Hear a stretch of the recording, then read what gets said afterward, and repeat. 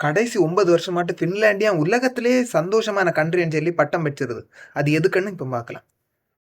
முதல்ல ஸ்கூலு 7 மணிக்கு காலையில 7 மணிக்கு தொடங்கும். எல்லா கண்ட்ரி போலயும் அது ஆவரேஜ். ஆனா 45 நிமிஷத்துக்கு ஒருக்கா பிரேக் கிடைச்சும். ஒவ்வொரு 45 நிமிஷத்துக்கும் பிரேக்.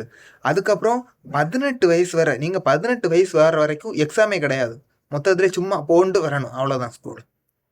அதுக்கப்புறம் எஜுகேஷன் மொத்தத்திலே ஃப்ரீ. கிண்டர் கார்டன் தொட்டு காலேஜ் வர மொத்தத்திலே ஃப்ரீ. அங்கே சாப்பாடு, ஸ்கூலு, பேகு, புக்கு மொத்தத்தில் ஸ்கூலில் போகிறதுக்கு எதெல்லாம் தேவையோ அது எல்லாமே ஃபின்லாண்டில் கிண்டர் கார்டன் தொட்டு யூனிவர்சிட்டி வர மொத்தத்திலே ஃப்ரீ. அதுக்கப்புறம் ஒரு குழந்தை பிறந்தா அந்த வீட்டுக்கு பேரண்ட்ஸில் 2 பேருக்கும் 160 நாள் பெய்டு லீவு கிடச்சும். Full paid leave. அதுக்கு கூட அந்த ஒரு பேபி பாக்ஸ்ன்னு சொல்லி ஒரு பாக்ஸ் அனுப்புவார். அதுக்கு உள்ள குழந்தைக்கு ட்ரெஸ்ஸு, துணி, பாட்டில் மொத்தத்தில் ஒரு சின்ன குழந்தைக்கு எது எல்லாம் தேவையோ அது எல்லாமே அந்த பாக்ஸுக்குள்ளே வச்சு கவர்மெண்ட்டே அவங்களுக்கு அனுப்பும் அவங்க வீட்டுக்கு. அதுக்கப்புறம் அங்கே நேச்சர் இஸ் லீகல்னு சொல்லி ஒரு லா உண்டு. அந்த லா படி உலகத்தில் அங்கே சாங்சுரியை போல் 75% அங்கே லேக்கு, ஃபாரஸ்ட் அது இதுன்னு சொல்லி எல்லாம் இருக்கும். ஆனால் அந்த எல்லாத்துக்கும் ஒன்றுக்கும் காசு கொடுக்க வேண்டிய தேவையில்லை. யார் வேணால் எங்கே வேணால் போகலாம். எல்லா மேன்ஸுக்கும் ரைட்டு.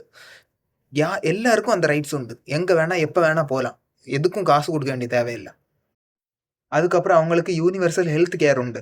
என்ன நோய் வந்தாலும் எந்த பிரச்சனை இருந்தாலும் ஒன்றை பற்றியும் காசை பற்றி கவலைப்பட வேண்டிய தேவையில்லை. ஸ்ட்ரெயிட்டாக போய் ஹாஸ்பிட்டலில் போக வேண்டியது.